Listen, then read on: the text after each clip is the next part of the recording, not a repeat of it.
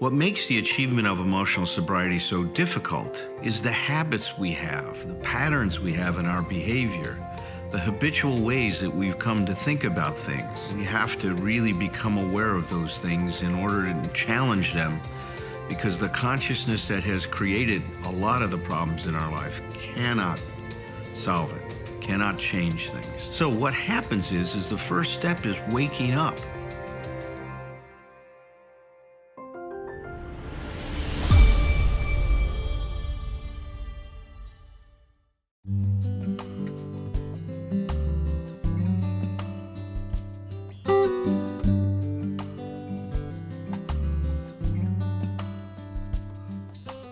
We are continuing our discussion of the steps, emotional sobriety and self-esteem. We are on step 9. There will be one more week after this week. Roger will be discussing step 9 from the perspective of self-esteem. Tonight, I'm going to try to tie together emotional sobriety, self-esteem, and step 9. But I want to do that by kind of turning back to step 5 and 6 for a minute. See, once we hit step 5, and this is after we've done a lot of work with step 6 and 7. After we get to step 6 and 7, we've done a lot of work with the first 5 steps. We've really challenged, this whole idea that somehow I can figure this out by myself. We've deconstructed or begun the deconstruction of a false self. We've started to tap into, paradoxically so, a power that's greater than ourselves, greater than we've experienced up to this point in time. We've owned that we're unmanageable. We've developed some hope that there can be another way of life. We've made a commitment to that way of life. And we sat down and we really, really worked hard at becoming aware of ourselves as who we are and who we aren't. And that takes us to step 6. Now, what do we do with all that we've learned?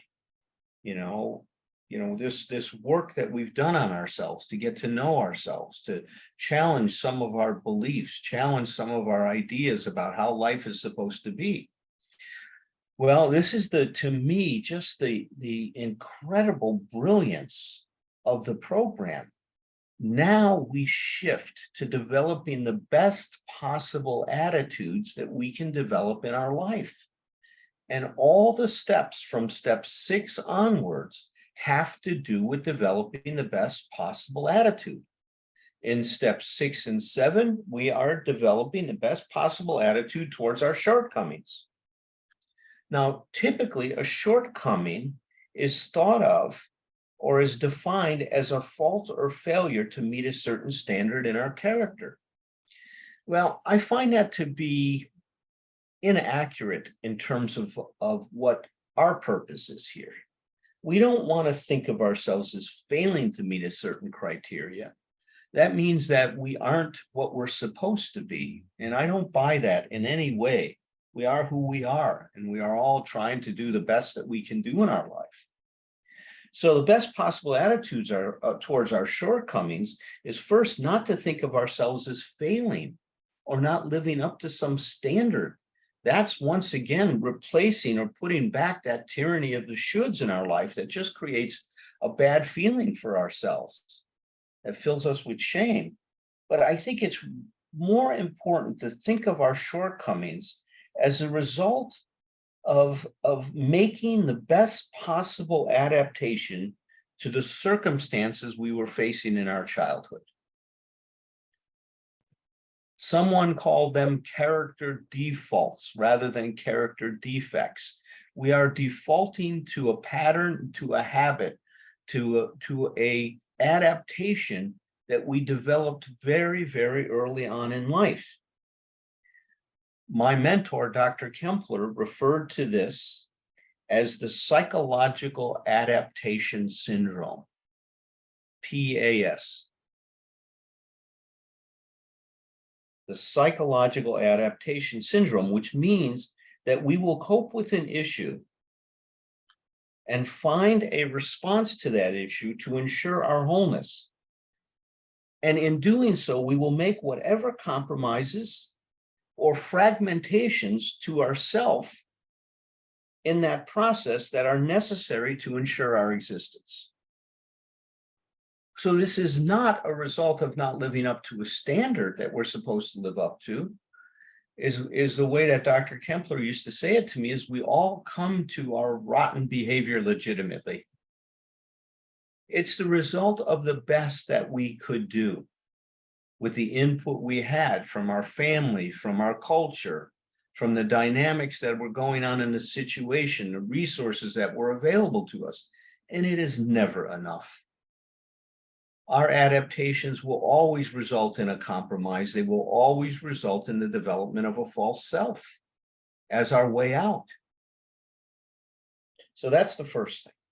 So our best possible attitude towards these things is to have some compassion for ourselves and begin to look at these things as now an opportunity to develop a better adaptation to life, to develop a better attitude towards life, to develop a better way of coping with what's going on.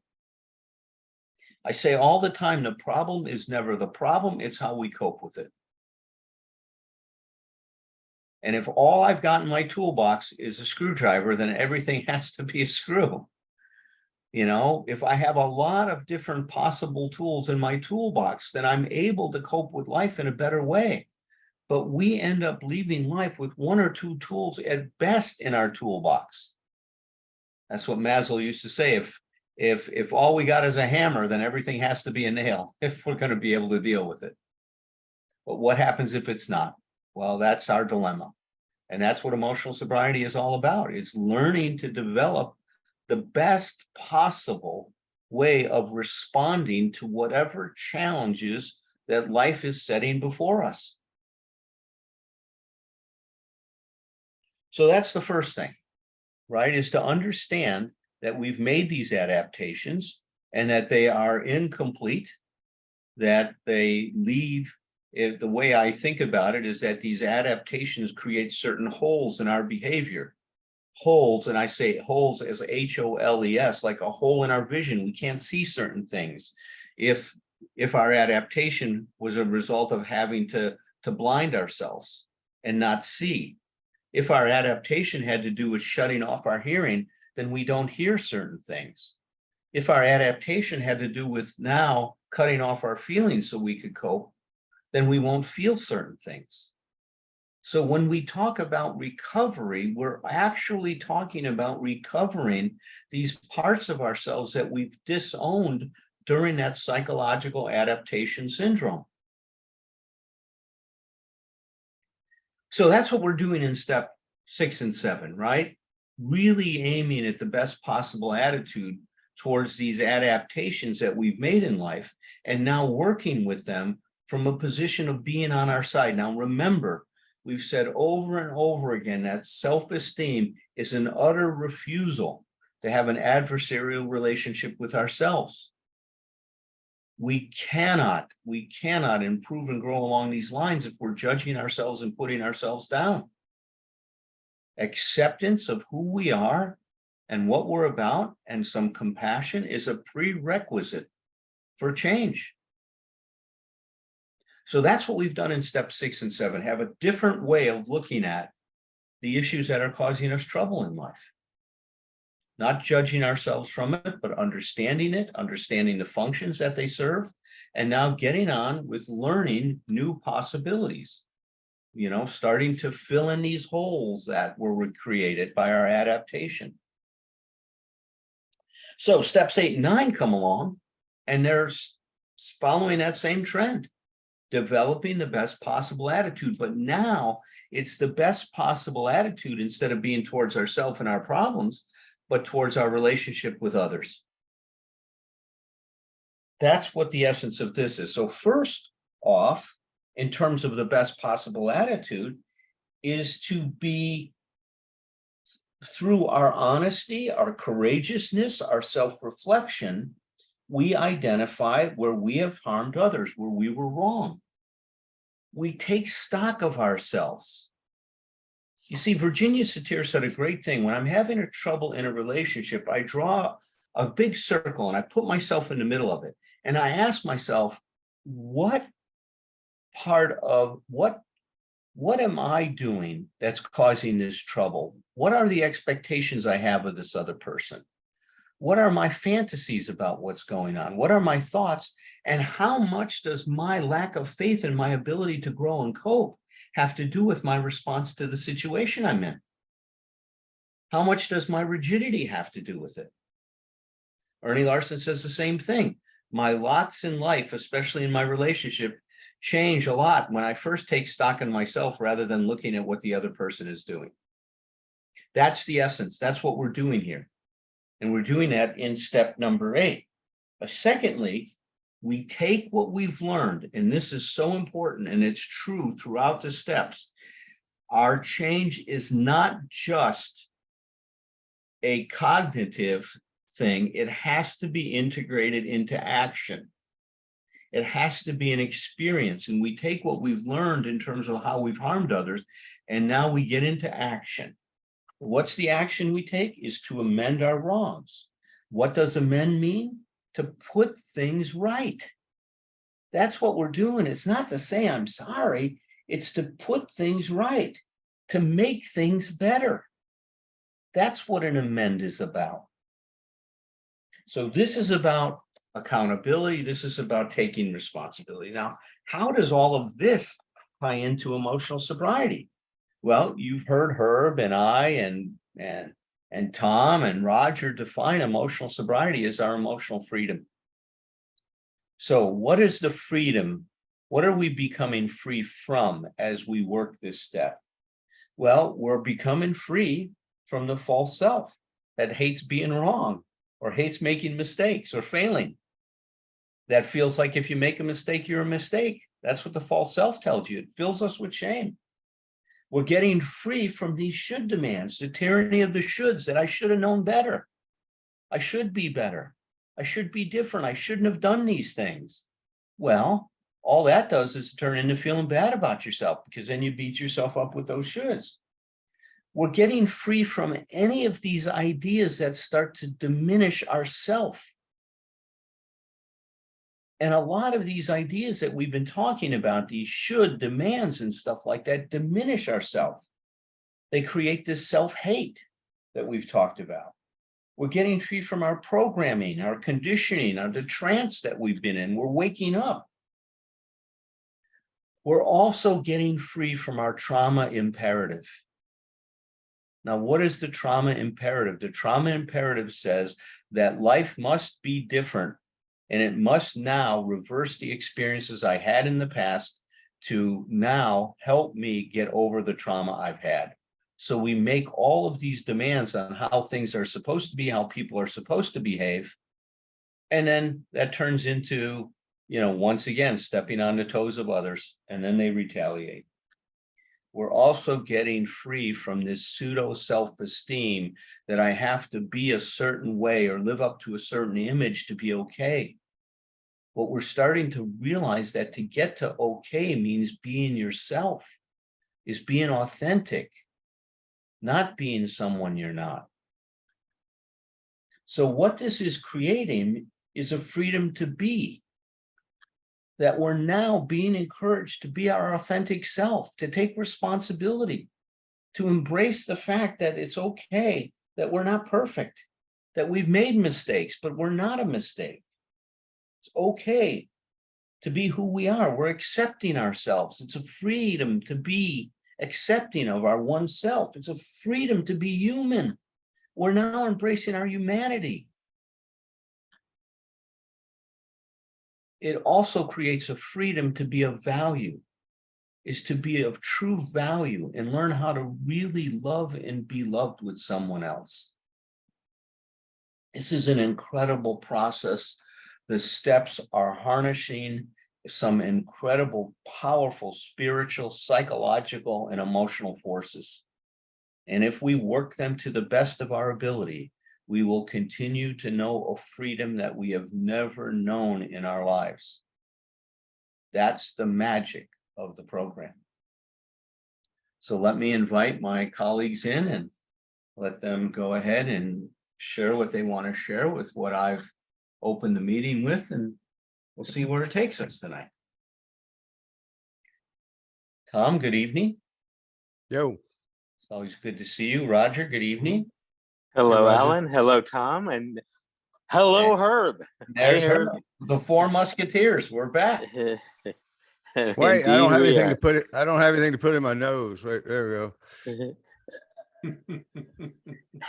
He's trying to identify with Hodge. That I was, get it. that was his It's- attempt to he gets it. He's just not impressed. I experienced that as support, Tom. Thank you very much. Okay. I do indeed, man. You're do very- indeed. Good to see you, man. Good to be seen, as the saying goes. Very good to be here. Mhm. Good to be back. So I'd kind of like to wait a little bit if either of you guys are ready to jump in.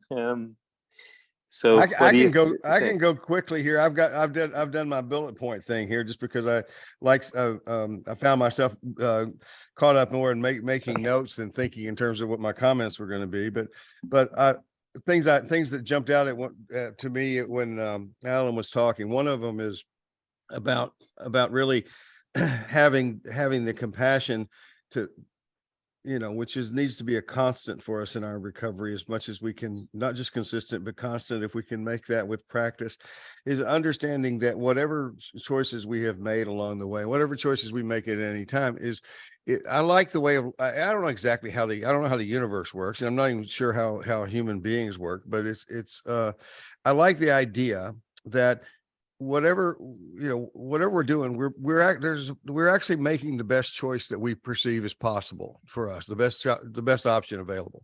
And so what that means is, the good news is, and I remember getting this in a lot of ways, but through my neurolinguistics programming training, was, what that means is simply we need more options.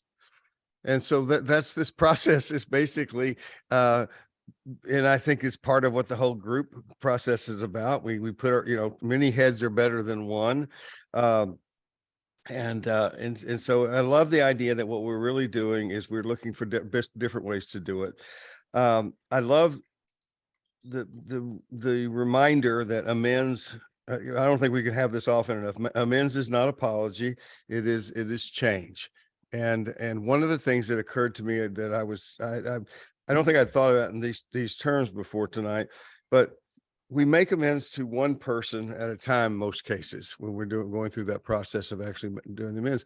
But we also accept the responsibility of generalizing our amends, because what I have learned from however I believe I have harmed you, Roger, and I come to you to make amends. I'm hopefully not just making a change in how I address you or how I treat you.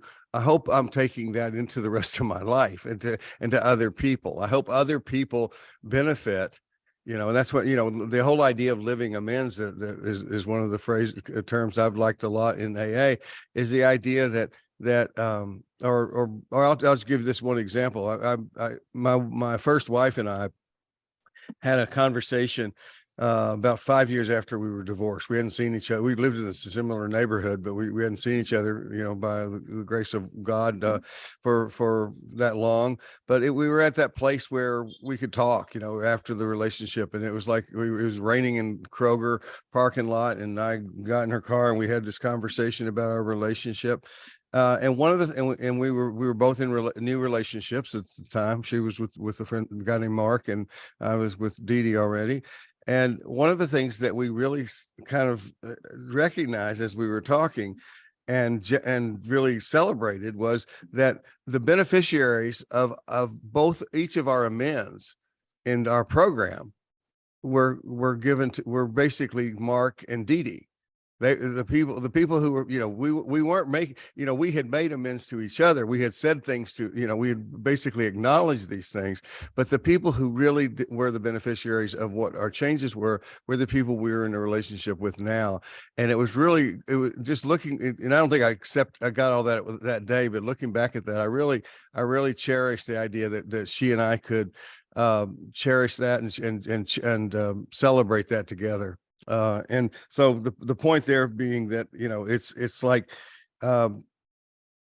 everything's an opportunity to learn. And as we make these amends, our job in recovery in the bigger picture is to put that into our daily practice and be sure that we're improving by always discovering new and better choices for us in order to be the better people. Yeah, Tom, I really like how you emphasized that as we make amends, we start to integrate a whole different attitude towards people. And it Yes. generalizes, right? From the specific, it starts to generalize to our attitude towards life in general. Mm-hmm. And it's that's a better way to be, man. It's just a better way to be. That's what we start to, look, I think, Dr. Kempler used to tell me that he says he could rewrite the DSM. At that point, it was the DSM-2 with one page, and the page would be titled ignorance. He'd say that's the best diagnosis for everyone. We just don't know any better. We know what we know. We don't know what we don't know. And that's the problem, is that all we can do is what we have available to us. And that's never enough. Yep. Thank you. I'm Herb. I'm an alcoholic. Thank you again, Alan, for setting this up, and Tom for filling in some of it there. Each one of you three on the panel has been trained as a therapist, and I haven't been. I have some information, but I'm not inclined to cut people much slack. I'm not inclined to think about their tenderness and their emotions. And I've had to work on that because you have, by the way. Look at when I left LA, I felt a lot of tenderness and love from you. Thank you so much. And I'm getting a lot out of the book you gave me, Destination Joy by Ernie Larson. I heard you comment on that. Yeah, that's wonderful. I haven't read it yet, but I intuitively knew that it was right. Yeah, all right, that's wonderful. And when I did my fourth and fifth step, I discovered I was guilty. It was appropriate that I feel shame. Right. Those were not negative or unhealthy. No, those were in fact the beginning of the breakthrough of healthiness, or the vision of what it might look like.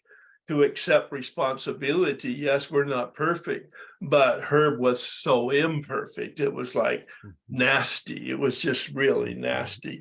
And Alan, you made the point about something you said. Oh gosh, I wish I'd written down the other word that you said were anyway, I put down the word, the DSM. What was his comment about the ignorance? Yeah, ignorance, and that clearly was my case. But I want to balance that with willfulness.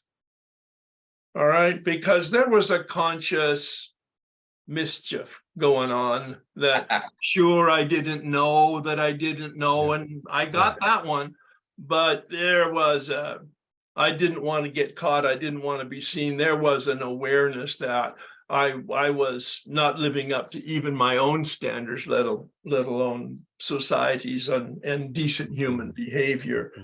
And when I did 6 and 7, I had this wonderful breakthrough concerning the difference between my inclination and my behavior. I'm not responsible in the sense of I'm powerless over that inclination. That's the instincts gone awry, but I'm 100% responsible for how it manifests in my behavior. And I was able to counteract the mischief in my life. I'm keeping it clean with prayer, because I'm powerless, and accountability because I'm human, and I need that kind of objectivity, that sponsorship, that therapy, that guidance, with an objective third person. I heard, and I don't know whether it's true, that the origin of the word sin, which comes in the Catholic tradition as a real, that's the sledgehammer, but that it comes from archery, meaning miss the mark. Man, I just love that. It's got some real sort of compassion to it and some observation of the human frailties. At the same time, I'm hearing an awful lot of potential for denial and rationalization when we talk about having compassion for ourselves. I had way too much compassion for myself. I cut myself an awful lot of slack. And I know that's not the spirit of what anybody talks about in terms of honoring the self and the imperfection. But I deal with men, and they're just dogs. I mean, it's just hard to get them to see the truth because they so want to be right, and they so want to be competitive, and they so want to be combative. Yep. Amen. Yeah. And so sometimes our best is not good enough. Oh, it's the best I could do. I'm clear. I don't have any tied to negativity about my past other than the regret. But it wasn't good enough. All right. It wasn't good enough to live as a decent human being by anybody's standards, let alone the ones I wanted to adopt to be a healthy person. Yeah. So I don't have an adversarial relationship with myself, but I have a confrontational relationship, a confrontation in the best of senses. Okay, Herb. All right. Really, seriously? I mean, let's get really transparently honest with yourself concerning your beliefs and your motives. Those were the things that I was able to get some tools for in the third and fourth column of the resentment inventory, to see the lenses through which I'm looking, those beliefs, and to see the motivation behind the decisions I was making underneath. Yeah. And sometimes, as you say, it's really subversive. It's very subtle. It's very the whole sense of that self-centeredness. And Herb, let me just, pardon me for interrupting, but I just want to say, to me, what you just described is part of self-compassion for me. I mean, I tell people all the time that my self-love is not like, oh, you little sweetheart, I love you so much. I mean, it's tough love. It's what it is. It's like, my compassionate wisdom voice inside cusses as much as any other part of me. But it's on my side. And that's what you're describing just there. It's like you're going, Herb, come on. It's like, Rutledge, get out of bed. We got to get this done. It's like basically what it's not going to do is it's not going to sit there and take and beat the crap out of me forever and ever if I don't do it, but it's just going to keep coming back and telling me that until I get up and move. And it's like, that feels like solid compassion to me. So I love that description of yours. Yeah. Right. And then 8 and 9, from my standpoint, are about amends, as you described, Alan, which is a change in the way I behave, and the change in the way I can repair that. I can't fix it. I cannot fix it. Cannot maybe even heal it. I can't, and even it can't be. But we can do the best we can, acknowledging it's the best we can. Now deal with it. That's the reality factor. It is the best we can do. Now I might walk with a limp for the rest of my life because that's the damage that was done. Learn to walk with a certain amount of nobility and grace with the limp. And so that's my thoughts. Love it. Well, one of the things you were talking about, see, I don't think you had compassion towards yourself. I think it was more that you were dissociated from yourself. Well, no, that's right. Yeah. It wasn't. It's making excuses. I see, Herb and you and I have much in common with our dirty deeds, and it's like, and your point about the fact that it's like, yeah, we were ignorant as hell, but did we know what we were doing? Fuck yeah, I knew what I was doing. It's like, that's how I got away with it. Well, see, that's being dissociated from your values. Yeah, right? it's not compassion. Absolutely not. It's not compassion. And we can't. We got to be careful not to fuse those concepts, right? So now you're Alan. You originally told me I was a narcissist. Now you're telling me I'm a psychopath. You were a dissociated narcissist. Oh my God, that's worse. No, but with look, sprinkles of but psychopathy. as you know, that's why you felt bad when you started to stitch yourself back together, because you realized I have violated something deep within me that really does care. Look, if you anything but caring, my God, look at the service that you do all the time. Your whole life is dedicated to relieving the suffering of others. Your compassion comes out in buckets, Herb. I mean, in buckets. And that's because you've healed some of these fractures in your personality. Yeah. Mhm. Yeah, the present is a rehabilitation of the past. Yes, it is. There's a lot to be said about that. Seriously. A lot of people focus too much on the past to rehab the past. But you know, even Roger's been saying lately, hey, you can work with some of these wounds by being more available now, not by going in that past. All right, Amen. Roger. Wow, guys. I thought there was a lot after you spoke, Alan, and now by waiting till the end, is just Tom and Herb. You just brought so much as usual again tonight. You know what I'm struck by? I'm struck by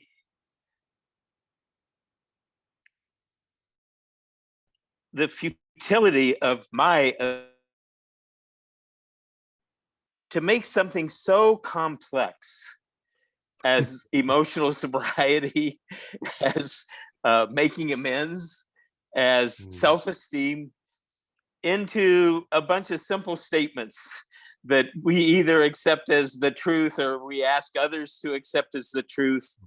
That's what I'm so struck by, because Herb, I could relate to every word you said. I appreciate it a lot. You going, look, I'm not a therapist, so I got a little more toughness in my attitude toward a lot of this stuff than you guys might have. And I related to every word you said. I have experienced a lot of healthy and helpful shame in my life. I have experienced a lot of healthy and helpful guilt in my life, because as you were just saying, Alan, it's made me aware of the incongruities between my behavior and my values, not just who I think I should be, actually at least want to be, right? And so it's not enough to say, and even you know me so well, Alan, as soon as you say we cannot be or must not be, or we shouldn't be in an adversarial relationship to ourselves. And what I go to is, well, yeah, as an abstract principle, that's true. But what if I am? What if I am in this moment in an unbelievable level of adversarial relationship to myself? Self-rejection, self-criticism, self-judgment. So to me, part of what freedom means is, and you've heard me talk about it a lot, is the ability to acknowledge and deeply experience. You read that passage from Nathaniel Branden about acceptance is not just acknowledgement. Acceptance is not just admission. Acceptance is to be deeply in the presence of a part of ourselves or a part of others, an experience of others. And to me, freedom is that sense of all of me is welcome here. As you said earlier, Alan, all of me, you know, that the parts that do damage to myself and others, the parts that do good things toward myself and others. One distinction I make that's helpful, but it can also be a cop-out. Again, that's part of the complexity that I'm talking about. I make a distinction between condemning myself as a person and looking at my actions with a lot of tough love, as you talk about it, Tom. And if I make that distinction, I think that's very meaningful. It can also be a cop-out, though. If it's like, well, you know, it's a way of not really taking ownership of my, you know, piss poor behavior, right? It's a way of distancing myself from it, dissociating from it.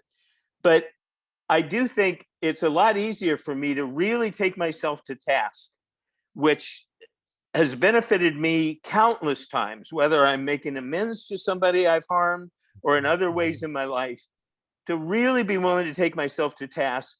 But increasingly over the course of decades, little by little, sometimes 2 steps forward, 3 steps back, sometimes 2 steps forward, 1 step back, where I make a distinction between looking at my actions and my words as rigidly and honestly and, what's the word? Accountably as I can, but realizing at some level I knew how to do. Right. But I love the part you're bringing in about, but a lot of the time I know exactly what I was doing, right? And you can say, well, yeah, but if you had other choices available, you would have taken them. Yeah, maybe. Sometimes depends how pissed off I was at that moment, right? Or how hurt I was, where I wanted to make sure the person who had hurt me, right, knew what I was feeling. And what's the best way to help somebody understand what I'm feeling? By God, figure out a clever way to instill feeling back at them, into them. People who say we don't influence one another, I could not disagree more. And at the same time, we need to develop our sense of self. So there are limits. So there are limits to the degree of that influence. That's to me to me when Bill W is talking about emotional dependency, that again, it's complicated. That can be a term that's totally part of our defensive structure, part of our self-protective structure. I'm not going to count on anyone. What does that translate into? I'm not going to be connected to anyone. I'm not going to risk being hurt by anyone. I'm not going to risk vulnerability to anyone. That principle can serve totally in the service of that. It can also serve totally in the service of me confronting my excessive dependency in a very helpful and healthy way. So that's what I mean. And even the ideas I started with, that I'm not going to, the idea that, I'm not going to be in an adversarial relationship with myself. Well, except to realize if I am, as you guys have heard me say many times, then that's where my self-acceptance begins. Yes. Not from a position of I'm not going to be in an adversarial. And whenever I invest in a principle like that, it can totally cut me off from the reality of my experience if I'm not more open about it. So the beginning there is, God, right now I'm really in an adversary. I'm judging myself like crazy right now. That to me is the pathway to freedom. That's reality. Why? Because that's reality. In this Roger, moment. I mean, you have changed me fundamentally with that idea, that understanding of acceptance is a prerequisite to change always. And Alan, I know Alan's picked up on that too, and he and I repeat that a lot. And it's so powerful that, because and I've seen you do it here in conversations with people here, like okay, well, I'm admitting I don't want to change. It's like you say, okay, accept that too. It's like that's I was working with a young woman today that was just very not hesitant but resistant to medication, and she probably needs medication even more than I do. But what I was talking to her about is just I didn't push it. I worked first of all for me to accept that, and then so because if I can accept that she doesn't want that, then I'm a better place for her to accept it. Because therapists, with the best of intentions, we can find ourselves coercing people, with wonderful intentions.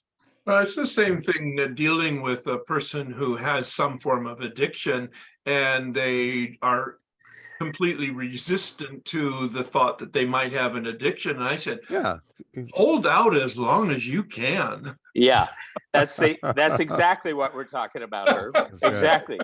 The last thing I wanted to add, you guys, there's a psychotherapist named Milton Erickson who passed away in 1980, but he's widely admired, not by all therapists. Some disagreed with his perspective and methods, but by many psychotherapists as one of the most creative and effective therapists. He did a lot of hypnotic work through the 40s, 50s, 60s, and 70s, but he also did a lot of just like non-hypnotic therapy with individuals and families.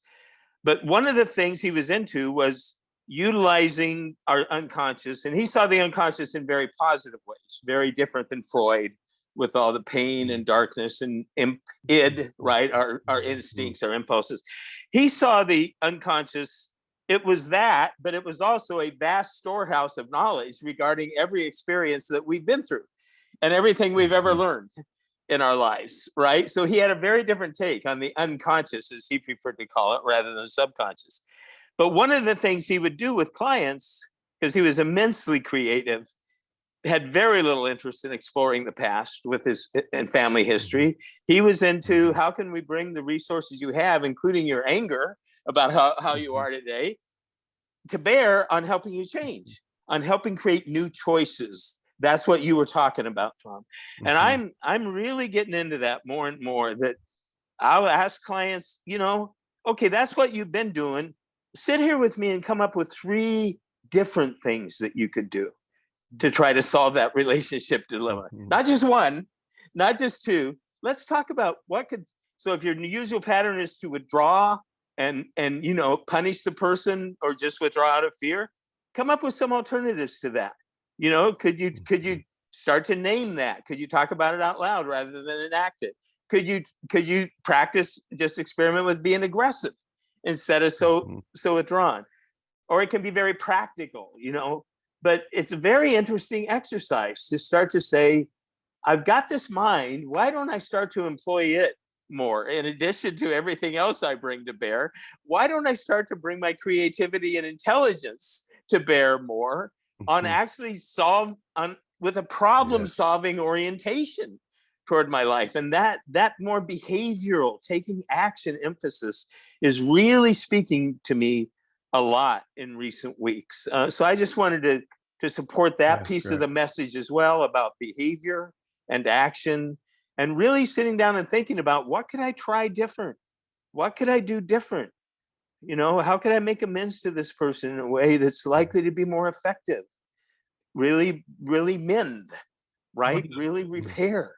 One of the men that really helped me have a breakthrough with regard to my beliefs used words very much like that, Roger, in the sense that he was challenging me. He said, challenge yourself, Herb. Yes. Be outrageous. Step outside of the lines of cultural, society, religious, philosophical norms. Step outside, be Walt Disney in terms of imagination and creativity. Just be really outrageous. And you know what I found when I stretched like that? It wasn't outrageous at all. I really had these completely delusional beliefs. Right. That's great. And if you wanted to describe the essence of Erickson's work, you just did. He would have his clients do the most outrageous and unpredictable things. And then the things they'd been afraid of doing in comparison to that, oftentimes were no big deal at that point. So I've gone on, as I do. So let's turn it over to Tom here, if that's okay with you guys. Let me say one more real quick thing, because this is important to me. I know this is not a competition, but in terms of Herb saying that the 3 of us are trained as therapists and he's not, I want to go on record as saying I was fully intoxicated for the entire time of my graduate training. So I'm with you, Herb. But thank you. I was sound asleep, man. So I just want to observe that Roger is on fire tonight, and I think he should be hooked up to oxygen more often. I was talking to Alan about that earlier. I feel like I've just started a prednisone regimen for my kidney issues again, which tends to make me manic. So if there's a bit of that energy, that might be there as well. It could be the oxygen, though. Could be the oxygen. Thanks, Tom. It was a compliment, Roger. Yes, I hear it. Thank you, Tom, and thank you, Herb. Okay. We'll all be on oxygen next week. Yeah. I hear a lot of people criticize the 12 steps, that they're old-fashioned. I can understand that criticism. They were written back in 1935. Some people that are agnostic have difficulty with the word God used in the steps. For me, I look at the process that's involved, the forces that the 12 steps generate are so powerful that I think they're ageless. There's this interesting phenomena that happens when you work the steps. They create a charge and then a discharge. You know, the first step, we're powerless. Our life has become unmanageable. It creates this charge. You know, we're in big trouble and we don't know what to do. And then step 2 comes along and it says we have hope. That charge, that existential crisis that we have is resolved. What's happening here is parallel to life. We charge ourselves when we breathe in. When we exhale, we discharge. That's the rhythm of life.